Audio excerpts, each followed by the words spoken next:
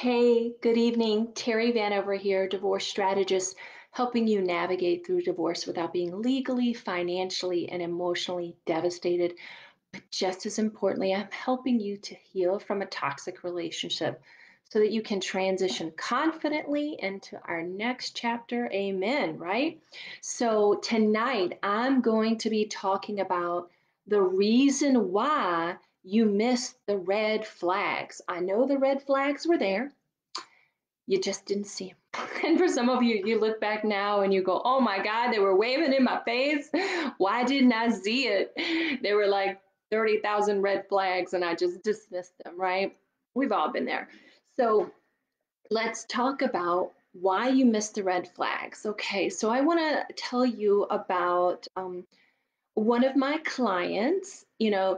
Jack came to me and he's navigating a very difficult divorce with his ex-wife who's very controlling.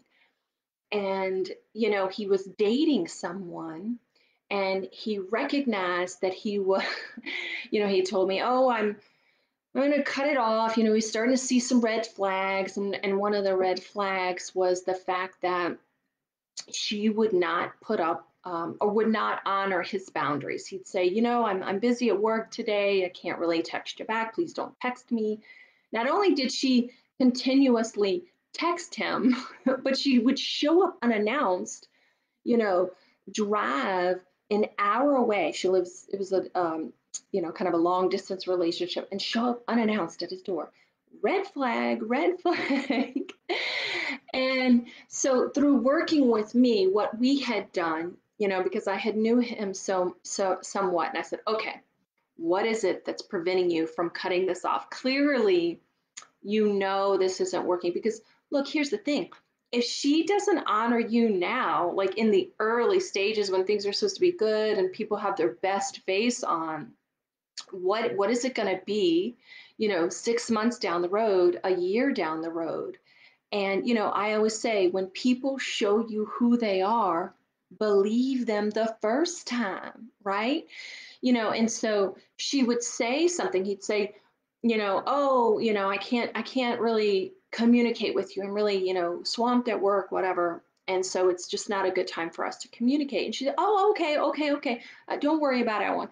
And then she'd do the opposite. So that's another thing is to you should not gauge in a relationship or be in a relationship based on feelings, and I'm going to explain that in just a minute. You should be based on, and you should be picking partners or dating and looking for, does this person's actions match their words? So when she says, oh yeah, no problem, no problem, no problem, her actions clearly dictate that it's a problem for her.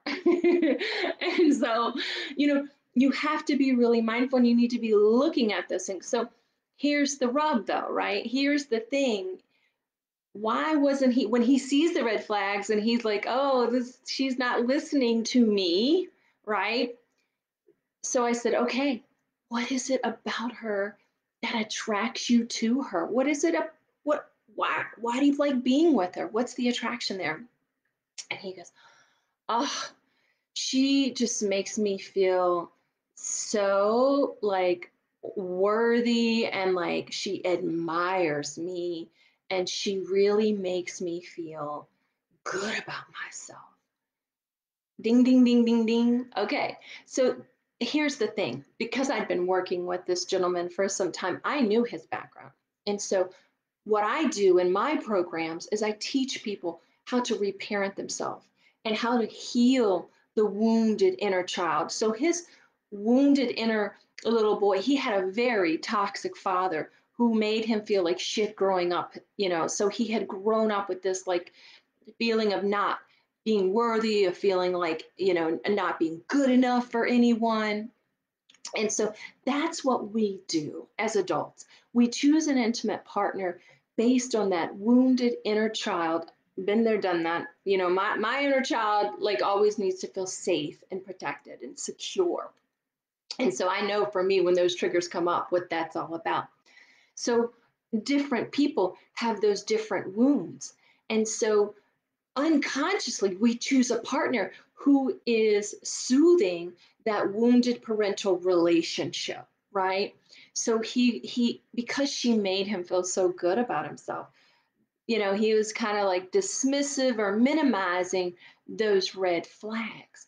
So you have to become aware of what that wounded inner little boy is seeking. I had another client, and his thing was feeling secure. He would choose partners because it made him feel secure. And you know how that manifested? Very, very controlling women, because they took charge, they dictated what was going to happen, there was structure, there was a plan. And the unconscious wounded little inner boy really enjoyed that sense of security. But where it blurred the lines is where it got so controlling and so toxic that there was no room for him to be his authentic self and to show up as who he was in the relationship. So you have to be really, really know yourself and know, you know, what is part of me, what unconscious part of me that is seeking something. Because it'll peek out, and it peeks out at all kinds of ways. It'll come out at work, it'll come out in intimate, but where it manifests the most is in your intimate relationships, because we really try to repair, unconsciously try to repair that wounded parental relationship, whatever we didn't get from the parent. We try to get that from an intimate partner. And you guys know I talk openly about my own abandonment issues.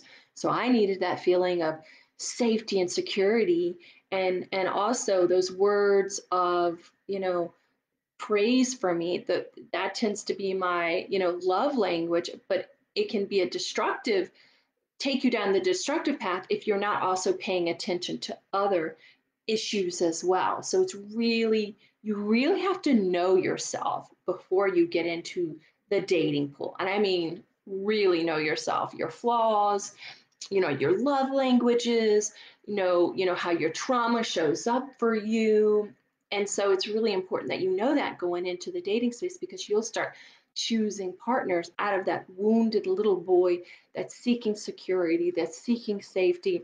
And I have another story too, really amazing story that I'm going to share at our men's intensive this weekend. So if you have not signed up, look, we have over 40 guys registered for our men's intensive, the 3 keys to healing from divorce men's intensive. So if you have not registered, you only have one more day to register. Last call tomorrow. So please join us. We're going to be talking about how to find the red flags, how to know yourself so you can know a partner and know how to show up in relationships as your strong, independent, grown up man self, right? Not that wounded little boy that's seeking validation from a controlling woman. We want to make sure we are our true, authentic self when we show up in our relationships.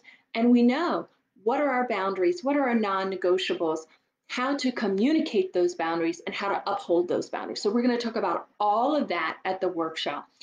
I'm going to give you tools for divorce recovery that you can take with you into the next chapter.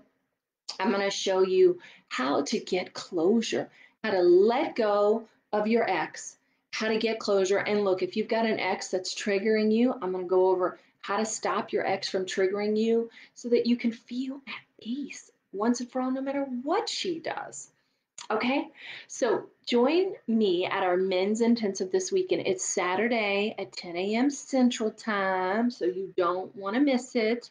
So if you have not registered, please join us. It's gonna be amazing. It's gonna be life changing. I cannot wait. I can't wait. So I've been working on the curriculum, so I'm all like fired up. So so if you have not joined us, please join us. Okay.